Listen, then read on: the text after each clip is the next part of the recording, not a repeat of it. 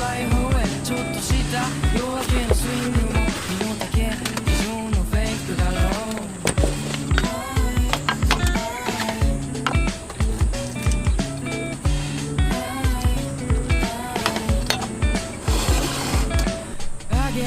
足はないじゃない、作ったもん勝ちでいいんじゃない。深い眠りについた君を前世から探してもいいんじゃない。作りたい気持ちはイマジネーション、守りたい気持ちはノーリアクション。自問自答でも不安な回答、未来の地図は文字でいいよ。